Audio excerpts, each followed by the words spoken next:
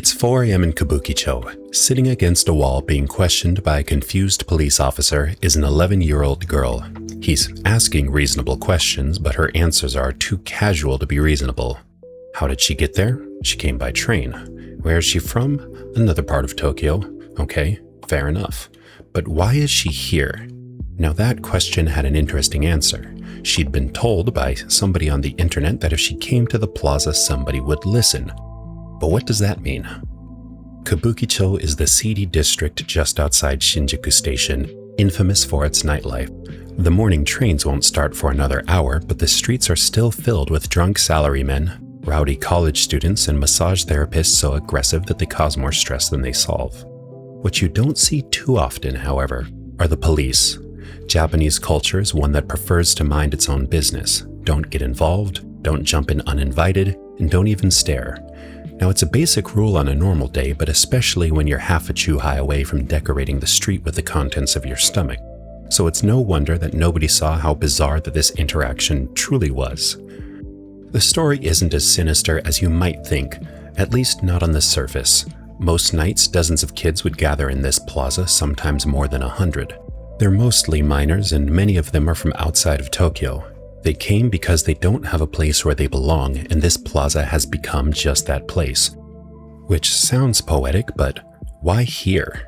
I've been to Kabukicho plenty of times, and my top 3 memories are watching a drunk salaryman faceplant trying to give his girlfriend a piggyback ride, barely avoiding a fight with the Yakuza for something dumb my friend did, and a poetic Nigerian tout who told me that the women at his club were the secret to world peace. Which, looking back, I might have made it sound fun, and it is, but it's not where an 11-year-old comes to find herself. Now, you might have seen these kids online without realizing what you were looking at.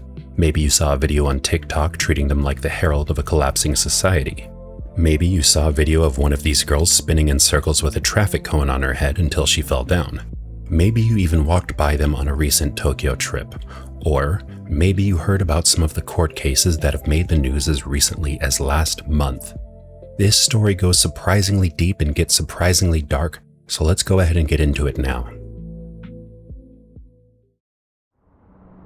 なかったら死んじゃう。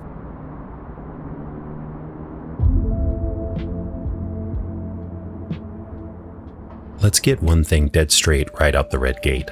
The point of this video, the reason why I wanted to talk about it, is because it's complicated, especially in English where we tend to lose what little context we had in the first place. I'm not here to treat these kids as villains or victims or fit them neatly into a box. I have no interest in treating them as a spectacle, so if you're here to see a grown man dunk on some kids, you're probably not going to have a good time. I will say, though, that some of the stories do get pretty bad. I'll give you a heads up before we get to some of the more harrowing content, so please prioritize your well-being. If you need to skip ahead or click off at any moment, I understand completely. Please take care of yourself. Housekeeping out of the way, let's talk about the setting of today's story, Toyoko Plaza. It sits in the middle of Kabukicho, and whether or not you know it by name, you know this neighborhood. Practically everything shocking from Japan happens here. Seen a video about those night workers standing on the streets like they're waiting for the ice cream man? That's Kabukicho. Heard about those debt scam bars? Also Kabukicho. Have you played the Yakuza games? Well, technically that's Kamurocho, but that's just Kabukicho wearing a cheap fake mustache. Godzilla? I kid you not, even he's here. It's a rough neighborhood. Now, here's the part that surprises people. You'd assume a place this seedy was built to be seedy. Maybe it was a designated delinquent area, right? Well, it was actually supposed to be the complete opposite. After the war, a developer named Suzuki Kihei set out to make Kabukicho a respectable district of culture, a new vision for a new Shinjuku, centered on a grand kabuki theater. That theater is where the name comes from, and that theater never got built. Over the following decades, the neighborhood regressed into the exact opposite of the plan and became synonymous with the seedy underbelly of Tokyo. Today, it's about 6 city blocks sitting right to the east of the busiest train station on planet Earth, Shinjuku Station. And those 6 blocks contain host clubs, hostess bars, love hotels, sex shops, peep shows, breakup bars, soaplands, ramen counters, karaoke booths, dive bars, bars where muscle women in bikinis ride giant robots, late-night izakayas, and a couple of movie theaters. Now I made one of those up, but it's not the one you thought. The buildings are frequently stacked 10 or more stories high, full of stores that feel like there's no way they can afford that rent legitimately, right? The neon is dense enough that you can practically read a book outside at nighttime. And this is the neighborhood after it's been cleaned up. It's policed just enough so that the law-abiding citizens and tourists can spend money there freely. While you won't get roughed up by a gang of delinquents, certain rules do get enforced less aggressively in Kabukicho than they might in other parts of Tokyo. So this attracts a lot of people who are living life off the beaten path, let's say. But the thing about that is, all of these like-minded people in one area makes it easier for them to find each other, but it also makes it easier for bad actors to find them. Let's put a pin in that for now. Just know that this is a place where people can quickly find themselves out of their depth. So the group that today's video is about is called the Toyoko scene. Toyoko refers to a plaza just off the side of a building called the Shinjuku Toho building. It's the big one with Godzilla on it. Since the plaza was next to the Toho building, they combined the Japanese word for next, or yoko, with the Japanese word for toho, or toho. So Toho no Yoko became Toyoko. Now you might say it's not a particularly imaginative name, but you know what? I guarantee you will never have trouble finding it, so it's doing its job, right? More important than the name is the space. Just like anywhere else, Japanese youth subcultures attach group identities to specific physical neighborhoods. The word for the scene that forms around a place is kaiwai, roughly the vicinity or the scene. Harajuku, for example, is a kaiwai. Akihabara is also a kaiwai. The kaiwai is the place plus the people plus what they wear plus what they do there. Toyoko is most definitely a kaiwai. And this kaiwai, this scene in particular, is the place where many outcasts feel like they belong. It's their ibasho. An ibasho is just a place where you belong. It's a hugely important concept in Japanese culture. Ibasho technically means the place where you exist, but the way it's actually used is to define the place where you belong. Your bedroom, for example, can be your ibasho. So can the corner of your favorite coffee shop, or the friend group that lets you be the version of yourself you really are. Even a job or an office can be your ibasho. Think of it this way: would you feel relief returning to a place after being away for a week? If so, that's probably your ibasho. In fact, it's so important that if you don't have one, it can be an indicator of stress or dysfunction. The Japanese government actually runs a recurring survey of young people, and in that survey it specifically asks if they have an ibasho at all. In the most recent round, 5.4% said that they had none anywhere. Not in their own room, not at home, not school, not work, not even online. That's about 1 in 18 young people with nowhere in life that feels like theirs. Now, of course, the severity of what this actually means can vary. Some people eventually do find an ibasho, but some become hikikomori or shut-ins, and even some take the route of futoko or school withdrawal. There's a lot of roads. But then there's the Toyoko scene. Out of the 5.4% without a place to belong, the kids at Toyoko are probably some of the most extreme cases. They went looking for a place to belong, and they did in fact find one. It just happened to be one of the most extreme ones. The place where they felt like they belonged was a plaza full of like-minded kids in one of the busiest nightlife hubs of Tokyo. And that's kind of why it happened to be Kabukicho in the first place. That neighborhood just didn't really pay them too much mind. The hands-off attitude of the local police force meant that the kids were just free to stay there all night if they wanted to. They didn't have to go back home, and to many of them that was a pretty good deal, as you'll find out shortly. The scene itself appeared very quickly, with the term Toyoko Kaiwai or Toyoko scene appearing in 2019. It was a community built entirely of outsiders who didn't have a place they belonged, and in building this community they managed to finally feel like insiders. But as 2019 turned into 2020, there was a slightly notable pandemic that threw normal social processes into absolute chaos. Many schools went online or operated at reduced hours. For a kid who didn't feel at home, well, at home, school was generally the only place that offered comfort. The daily presence of other kids, adults whose job it was to notice you, and some baseline of structure were necessary. So when school went virtual, many kids lost their ibasho. I think it's safe to say that this was a big reason that 2020 saw the Toyoko scene get as big as it did in such a short period of time. Many isolated students flocked to Toyoko after seeing something about it on TikTok or Twitter, etc. By 2021, the press had noticed, and since then, interviews, reports, books, studies, and all sorts of deep dives have been done into their lives. And I'll be honest, a lot of them have spectacularly missed the point of what's happening here. Now, that's not entirely surprising. Being misunderstood is kind of why they're there in the first place. On top of that, mental illness is poorly understood in Japan, just like it is many places in other countries, and the children often give performative, over-the-top interviews that don't really give an accurate picture of what their life is like. But there have been some honest interviews, and they get pretty chilling. I want to share those with you, but first I'd like to share a real personal experience that might help set the scene for these interviews. I hope you'll indulge me.「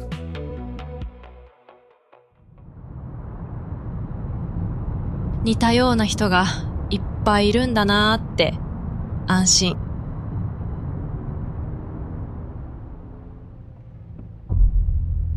Let me tell you about my first week at college. I was one of the few kids who lived in the dorms. It's not a usual thing in Japan. Most kids commute from their parents' house.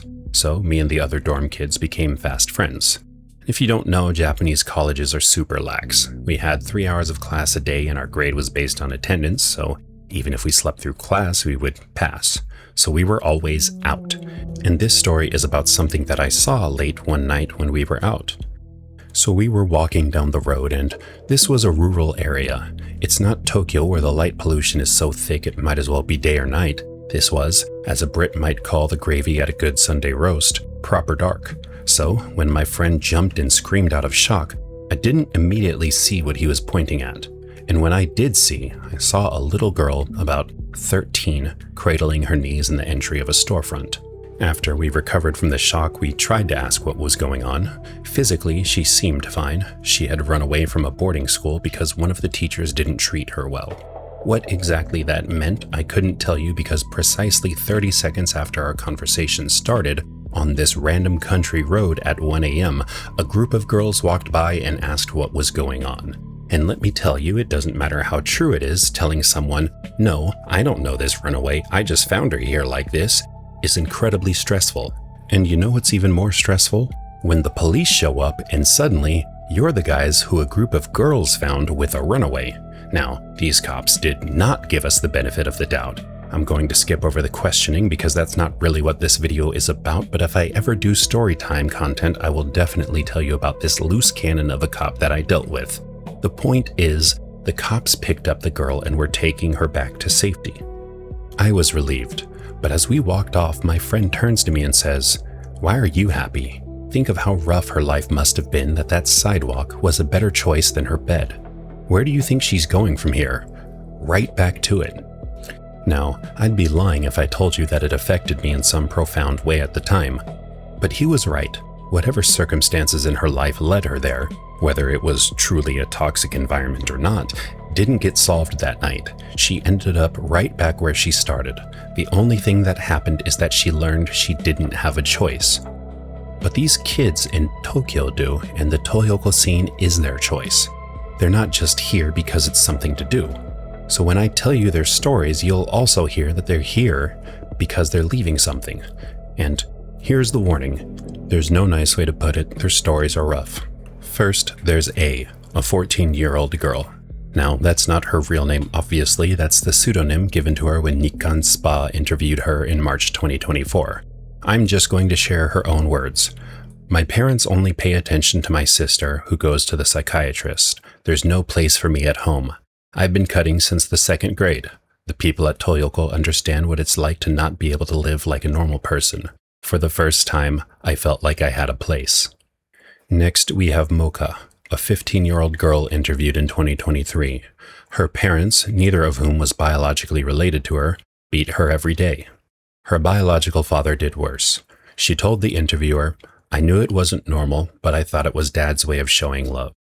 She came to Shinjuku at the age of 10, brought there by her older brother, who had run away before her.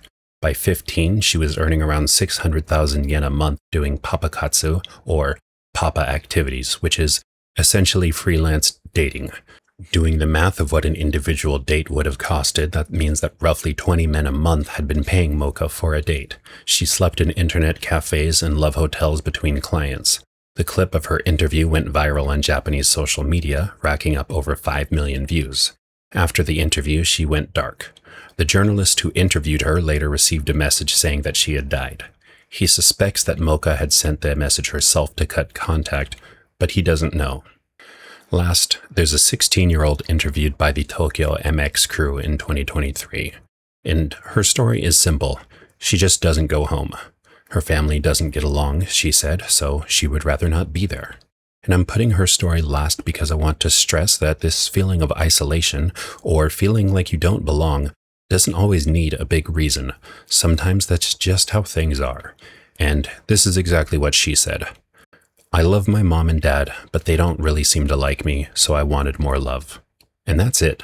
Sometimes that's what it is. Out on the plaza, she said that strangers she has never met will suddenly hand her money or even buy her food. But here's the thing. That's not love, is it? We're going to get into why those strangers are just as bad or even worse, but for now, I'd like to focus on the momentary relief that everybody talks about here. That relief is constantly mentioned in the interviews that the Toyoko kids do. There are other kids in the plaza who have been in a similar place to them. Even if their experience doesn't exactly match yours, they understand the constant ache of feeling alone at home. For once, you don't have to be an outsider. The people there understood what it's like to not be able to live a normal life. For the first time, I felt like I had a place. Another explained that everyone there understands each other because they've all been through something painful. And the day-to-day life is surprisingly ordinary. Someone turns up with a plastic bag of snacks, drinks, sometimes alcoholic, and passes it around. Cigarettes. They talk or they just sit. If they get dispersed, some of them go home, but the ones who remain find a place to sleep for the night. It's common for them to pool their money for a karaoke booth or a net cafe or a cheap hotel room. Whoever has cash on hand will support those who don't. Sometimes they'll sleep as many as 10 to a hotel room, sharing the floor when there's no more space on the bed. After all, they're all in this together. For a kid who is treated like a problem in their own house, a place that wants them around and that notices when they go quiet, that's the whole draw. That's why they keep coming back. For some of them, it's their first actual taste of family. もともと光ってない世界なんで闇だもん。もともと闇だ。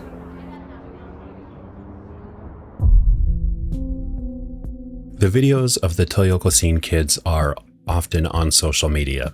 In a culture where order and group adherence are seen as virtues, it's almost inevitable. They're making a mess and being loud and having fun in one of the busiest areas of Tokyo. So when people post their videos online, you'd think they were the heralds of the apocalypse, blaming the uncouth behavior of these youths for anything like the falling birth rate, failing marriages, and as proof as the cultural rot of Japan.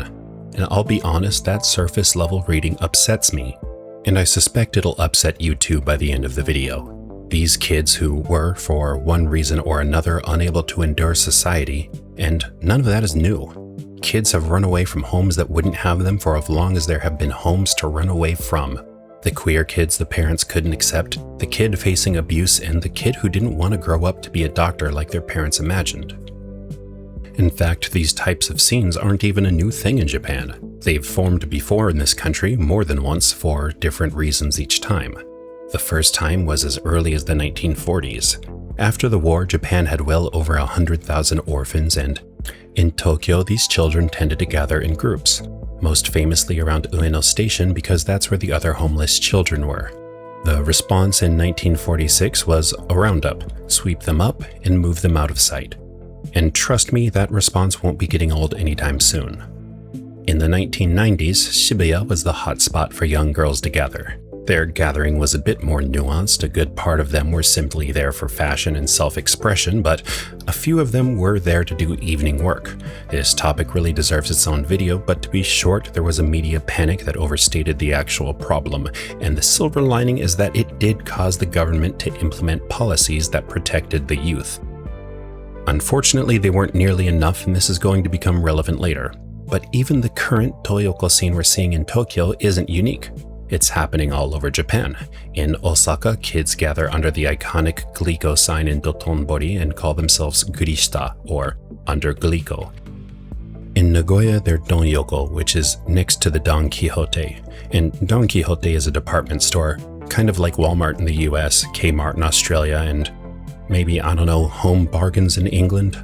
And for good measure, it's like Melcom in Ghana. All of these communities with the same simple names, so outcasts know exactly where to find them. My point is, what's really new here is not that the Toyoko scene exists at all. What's new is the visibility that it achieves. In the age of smartphones and social media, anyone in Japan can come face to face with the so-called moral decay of the Toyoko scene. Not only is it harder than ever to ignore the problem, it's easier than ever to have an immediate opinion. It's a bit of a double-edged sword. Yes, people are making snap opinions based on social media clips, but the other side is that we're also getting a look at the underworld that both feeds and preys on vulnerable individuals. And it's worse than we thought. Toyoko gives these kids the one thing that they came for, each other. And that part is almost beautiful, but that is the only thing that it really gives them. It doesn't fix the home that they ran from, it doesn't fix the school they missed or the society that has no place for them.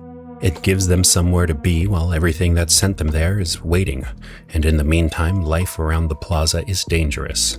The first danger is a drug, and these kids reach for it harder than almost anyone for a plain reason. They are carrying a pain that they have no good way to put down and no resources to seek proper support. So they reach for whatever's cheap, close, and turns the noise down.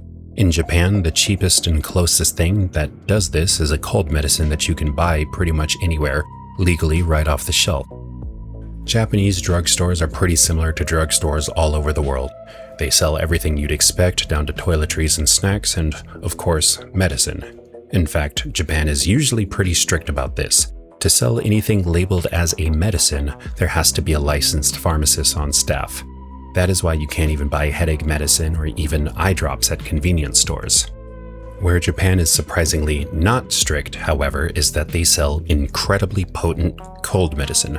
Actually, to be honest, that's underselling it. It's not just potent, it's straight up diabolical. It's a cocktail of an opioid, an amphetamine family stimulant, and a sedating antihistamine, on top of many other things. I've never quite had a cold that required I send my consciousness to low Earth orbit, but I guess that would make me care less about the symptoms. But that's the thing. Despite the drug components individually being controlled substances in Japan and most of the world, this is available without prescription. You can just buy something that would get you arrested in most countries.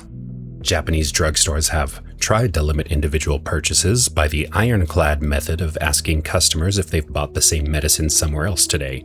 Somehow, this system that relies on teenagers to be honest to adults hasn't curbed the issue, and we're out of ideas. As expected, this medicine is popularly used as an escape. The people who abuse this medicine report feeling like they're floating, a warm haze, and most importantly, that the bad feelings go quiet for a while. Which sounds almost pleasant right until you remember that not only does the feeling fade, but your tolerance goes up and you have to take more and more. And this medicine has a ton of stuff that you absolutely should not be regularly exceeding the dosage on. Acetaminophen and caffeine for starters. Self-medicating is already a very bad idea, but choosing to deliberately overindulge on a powerful mix of chemicals on a regular basis is a very bad idea. This is a path that leads to the emergency room, and not in some metaphoric way. In a little over a year, the emergency room is exactly where 8 girls from the Toyoko scene ended up. Now, 8 in a year may not sound high, but when the sample size is only maybe a couple hundred girls, that's a lot. And on top of that, 6 of those 8 girls had been in that same emergency room before for the same reason. And this is a good time to explain something that we haven't directly discussed. The crowd is mostly girls, roughly 4 out of 5. But why is that? Because everything we've discussed so far isn't a gendered issue. Feeling like you don't belong and needing a place to be, wanting compassion, none of this stuff changes. So why does this group in particular lean female? Being transparent with you, this was a difficult section to write, not just because of the content, but because on one hand, we don't really know the answer for sure. There's not enough data on Toyoko or even nationwide to definitively address the question. Now, that normally means I would drop the matter and not include it, but I don't think that's the right decision to make in this case because not only are there a lot of hints about what it could be, the lack of data is actually part of the problem. In Japan, reported sexual abuse falls more on girls than boys, and it isn't close. The most recent study in Japan is unfortunately a bit dated. It goes all the way back to 1999, but in this study, almost 40% of girls reported sexual victimization growing up, compared to about 10% of boys. There was a similar study carried out recently, but that study includes adults as well, and it's even more extreme, showing that women are 11 times more likely to experience victimization in this way. And that's relevant because of the information that we do have hinting at this being a common link. For example, those 8 girls who ended up in the ER, of the ones they could talk to, many of those girls did claim abuse. Some of the Toyoko kids straight up claim it in their interviews, and even the ones who don't mention it, like A, who began cutting at an early age, well, unfortunately, that behavior can also be an indicator of abuse, and it's possible I'm wrong here. I told you at the start I didn't want to presume too much about these people who are already misunderstood, but I think it deserves a delicate mention here because of the lack of overall data and the lack of any other reason that explains this gender gap. And on top of this, it explains why the Toyoko kids are particularly vulnerable to the next danger.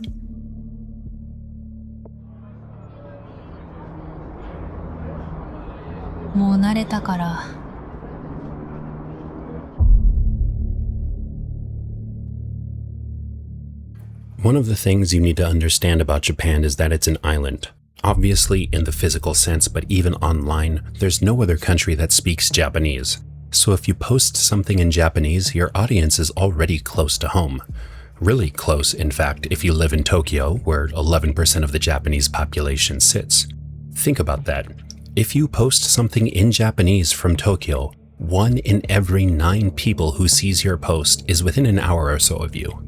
Extend that travel time to 2 or 3 hours and you can upgrade that to it reaching 1 in every 3 Japanese people who live in the Kanto region. Kamimachi translates to waiting for a god. A girl with nowhere to sleep posts exactly that in the open on social media, sometimes with a tag, sometimes just tomete, or give me a place to stay for the night. More than 70 million people in Japan are on Twitter, over half the country, so when she sends this message out, it goes out to a large crowd that, as I mentioned it before, is pretty close. So she generally doesn't have to wait long for a stranger to answer with a place to stay, some food, and maybe even a bit of cash. The man who shows up with those things is the god, or kami in Kamimachi. The idea, supposedly, is that the god just gives her a place to crash with no strings attached. That's the polite language that this system uses to camouflage itself. Many of the seedier systems in Japan do something similar. If something sketchy can at least look presentable to the public, it tends to get less scrutiny. In reality, the men who answer a child asking for a place to stay are not running a charity. These men are known as tomeotoko or just tomeo. Roughly translating to the men who put you up with a place to stay, the worst part about them is their patience. The careful ones don't ask for anything the first time. They'll feed her, they'll let her feel safe, they let her believe that she finally found the one adult who cares. That way, when you do ask for something, she feels guilty, like she owes you. You would think that this is when the worst men would ask for a favor in return, but the worst men actually say something worse. They suggest a way to make money. Once she agrees, they steer her into a stream of paid encounters with other men, and they set the price. Then they keep the money. There's been 3 notable arrests in the past year, all of them public record. Last August, a 16-year-old ran away from home and met a 37-year-old man at Toyoko. He kept her in his apartment for a month and sold her to 20 or 30 men. Some paid more not to use protection. He took a cut of all of it. He was arrested in April of this year, but prosecutors decided not to indict him, which means that he was never tried for any of it, much less convicted of a crime. The second went by Inochi online. 24 years old, hosting a middle schooler he'd met at Toyoko the year before. The pitch he admitted to the police was, "Let's live together. You can earn money doing papakatsu." In her first 2 weeks, he booked her around 40 times and kept 200,000 yen of it, call it $1,300, off of a child. One of the men who paid to see her, a 51-year-old former entertainment executive, was arrested for filming her and selling the video. He was indicted for the filming. Inochi, the one who was doing the actual selling, was arrested as well, but his indictment, as of this recording, hasn't been confirmed. So I cannot say that he has been charged with a crime. The third was a 30-year-old individual who ran the same play on a 13-year-old. The girl told police that she went along with it because she was scared of what he'd do if she didn't. He told police something else, that he'd done it out of kindness, and that he never threatened her. I'm sure this sounds like a flimsy excuse to many of you, but the reality is sobering. That statement of kindness is aimed at how these cases actually die. On paper, the law has a clean answer to this. A grown man who takes in a runaway child and has facilitated any of this is committing minor abduction and child welfare violations. Full stop, no asterisk. But there is a difference between arrested and indicted. An arrest is when the police take you in on suspicion. Indictment is when the prosecutor's office decides to charge you with the crime that you were arrested for. And it is a decision. Prosecutors can decide not to charge you with a crime if it looks too hard to prove in court. Now, Japan has a 99.9% conviction rate, meaning that almost every case that's brought to the courts results in a criminal conviction. Now, this isn't because the court systems are rigged. This is because prosecutors decide which cases to escalate to court, and they drop the weaker ones. Now, I know many of you may think that this is archaic or ineffective, but effectively using court resources is a challenge that every country faces. Some countries like Japan and South Korea carefully choose which cases to charge. In the United States, 90% of cases in federal court result in convictions, but that's almost entirely people entering a plea bargain. Fewer than 2% of cases actually go to trial and result in conviction. Both methods have strengths and room for injustice, so I want to make it clear that we're not implying that Japan doesn't want to see justice served. It's managed in a different way, and that is the way that these cases slip through. I know it doesn't stop it from being frustrating. But back to the point. The actions that we are discussing are crimes, but Japanese prosecutors quietly drop the cases they don't think they can carry, usually without saying why. That's what happened in the first case where the man was specifically not indicted. It's easy to imagine that because of who the victim was, a so-called troubled youth, and because she verbally agreed to participate, that the prosecutors saw too much risk in the case. So, for the cases with indictments pending, when a man says that she agreed and I never threatened her, he's not confessing, he's slightly loosening the case against him. The first danger was the drugs, and the second danger is the predators. Now, I wish that that was the last danger. It's certainly dark enough, but there is one more. Kids from Toyoko don't all make it out. Some of their journeys end abruptly. Sometimes their deaths make the news, but nobody keeps a real count. The press reports almost none of them. To be fair, that's not unique to this scene, that's in general how Japanese reporting handles such categories of death. Counting only the ones that did make print, the floor is at least 9 since 2021, and I would expect more because a death that nobody reports is a death that nobody counts. So I can't give you an honest Toyoko total here, but here is the national one. In 2024, this type of death among Japanese school children hit its highest level since they began counting in 1980, 527 in a year. In a year that the country's overall rate fell. The adults are getting a little safer, the children are not. 警察に通報したら、親がいくら暴力振るってても保護されるのは子供の方。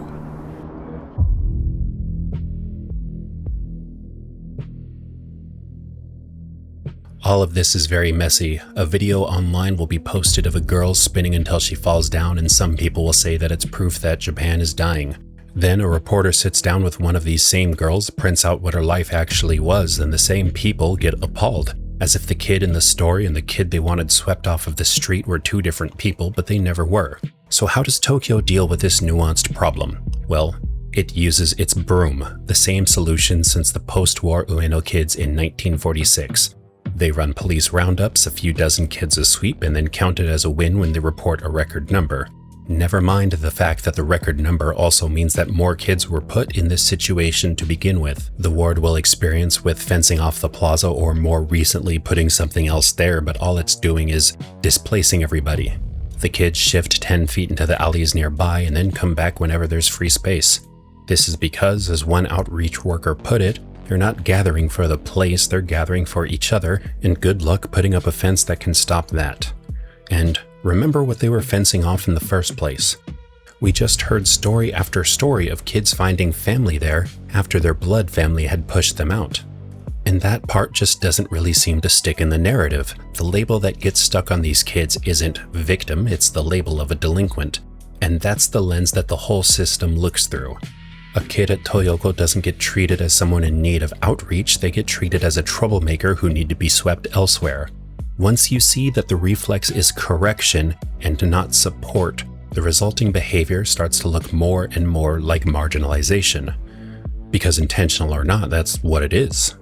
And that's what it has been for almost 70 years.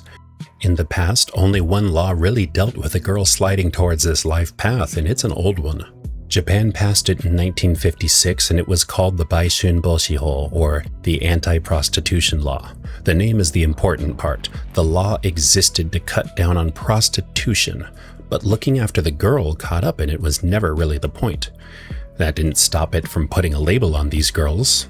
Yohogo Joshi, a girl in need of protection. It sounds gentle enough, right? But this is what the law actually did. It looked at a girl, judged her by her behavior in the home that she came from, and decided whether she seemed to be headed for prostitution. If it decided she was, she counted as in need of protection. So she was judged on a prediction, and nobody actually looked at what happened for her to end up in this situation. A lot of these girls were exactly like the Toyoko kids today. They'd run from homes they couldn't stand, and for some of them, home was where the harm started. This made no difference to this law. To the police, a 14-year-old who'd run off and started selling themselves was a delinquent who needed correcting. So she was the one who got arrested for soliciting, and she was the one sent off to be rehabilitated. The man paying for her, he walked. There was no clear process that looked into the house that she ran from or the line of men who had been supporting that lifestyle. The law handled all of these girls the same way, regardless of how they got there. Tricked into it, dirt poor, disabled, it made no difference. Same file, same label, and if you think the way that they rehabilitated this youth was anything progressive, it's just not the case. For many of them, it just made things worse. And this law held all the way up to 2024. The pandemic was a large factor in driving the change, actually. When COVID hit, huge numbers of women lost their jobs in their homes all at once, and the country had a wave of women in trouble. The old law had no way to understand them except the way it understood everyone. A woman one bad step away from prostitution. That was the point where people couldn't ignore that the old law maybe wasn't the best approach, and so Japan replaced it. 東横の悪い大人は子供の声をよく聞いてくれる。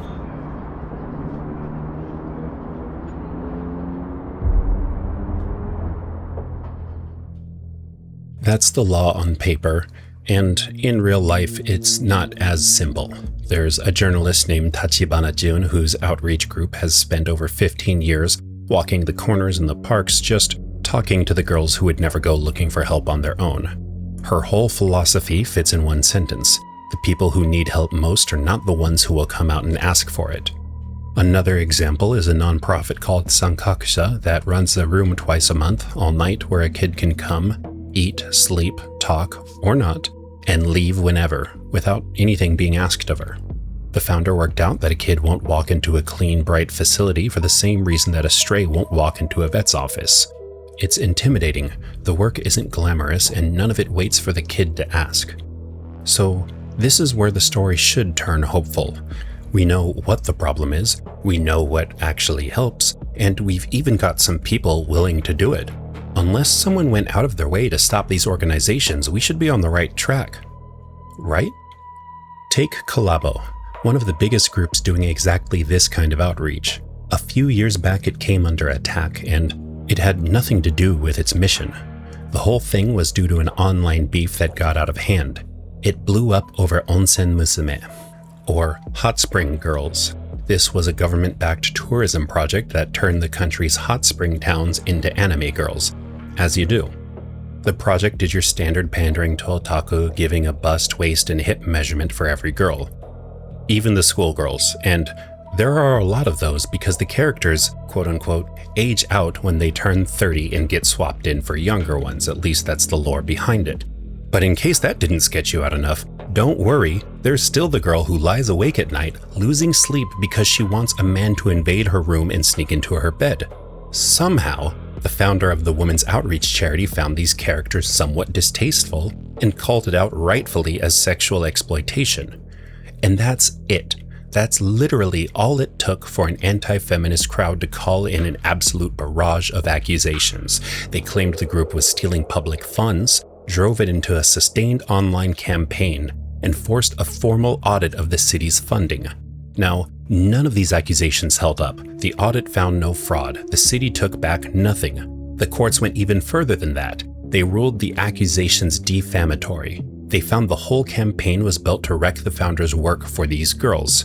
Winning this lawsuit took years. Years in which this group, built to help victims of abuse, had to spend resources fighting in a courtroom. It's petty. It's so petty. As all of this was happening, the kids were still out there in the plaza overdosing on medicine, waiting for the same gods. There are other people who want to help though. For example, a homeless man named Ujie Akira spent his nights bringing food to the kids in the plaza. Even though he didn't have anything, he shared what he could because he was a hero who understood how hard life was on the outside of society. Until 4 people beat him to death. Now, up until now, this was not the part that broke me. The part that broke me was when I started looking for other people doing similar work.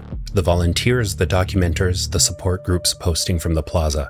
I would credit them and ask to use their footage, maybe interview a couple, point you toward the good ones. The first was a support group that encouraged individual outreach from content creators like myself. It sounded amazing, so I typed up a message to reach out to them. I literally had it all typed out, I'll show it on screen now, and I got the sudden urge to look them up first. I didn't expect to find anything, maybe just learn about how they were founded. But sure enough, their former head had been arrested over meeting a girl he'd met at the plaza for a different type of charity. Prosecutors also dropped this abuse charge, but they didn't drop the other charge over the illicit abuse material that he'd made of her. That spooked me enough to check the rest of my list before I messaged anybody else. The very next account on my list to message claimed to be the old account for Inochi, the same Inochi from earlier, the one who was already arrested. I'd been about to ask one of the men this video is about if I could talk to him about his victims. I kept going. The one after that went by the Emperor of Toyoko, supposedly a young adult who had been a Toyoko kid. Now, in fairness, this turned out to be a title that multiple people claimed, so I don't know which is which, but one of them, you guessed it, had been arrested for preying on these kids. By the end of the list, I was losing my mind. I was trying to find people who cared, and I just uncovered abuser after abuser after abuser.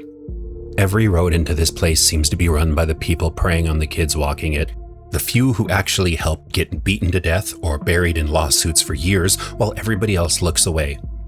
How would any of us turn out if the only adults who showed up were the ones who wanted something? Who can blame these kids for not acting like they care about the world when the world had let them know it didn't care about them in no uncertain terms? A group of them went down to the city assembly to address elected officials whose job description was supposed to be caring about them. They told them to their faces, "You don't listen to us." They told them that the only adults who really listen are the bad ones, and then told them what to do about it. If they actually wanted to change this, come down and see for themselves. And someone did. In the summer of 2023, the governor of Tokyo went down to the plaza. What that was worth depends entirely on who you ask. According to the city, she came to see it for herself, promised to act, and set up a walk-in consultation desk for kids in trouble. According to Flash, a photo weekly, it was a 10-minute publicity stunt in and out without a word to a single kid. I wouldn't blame you for being cynical by now. How much could a help desk, help? They planned for about 20 kids a day and they got more than 40. Almost 9,000 visits in under a year. So many that they had to move it somewhere bigger and add staff and security. Who'd have thought it? The kids who spend every day asking to be heard turn up in droves the moment someone offers to listen.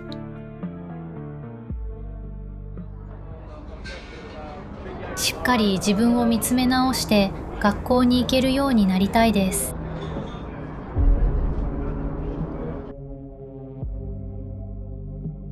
I know that this has been an exhausting journey, even for me, as you can probably tell, but let's just ask, where are the kids today? Well, technically the Toyoko Plaza itself has a bunch of stands there to keep the kids out. You don't see them in the plaza in large groups anymore, but they're still there, just a little bit deeper, in the alleyways and more scattered. It may be less of an eyesore, but now we have no real visual indicator on how this group is doing. There's still the other similar groups in other cities too, they're not gone. The consultation desk is a great step though. It's very likely a resource that many are using before things get to the point where a child has to run away from home. So it's likely going to provide value that becomes more clear as time passes. And maybe that's why this video has been so soul-crushing. Harm is immediate, but healing takes time. And I need to remind myself of that, as much as I want to remind you all of the same thing. I've donated to the Dream Possibility fundraiser, an Osaka-based charity that actually appears to run clean and well-managed. I encourage you to at least look at the work they're doing as well. It's at least nice to see the people who care. Plus, I find it really funny that they go by the abysmally unfortunate abbreviation of DP, and I needed a laugh. But at the very least, one thing I can do is try to give people the context to understand what they're seeing online, so that if you see a clip of these kids, you understand what you're looking at as much as any of us can. Thanks for your time.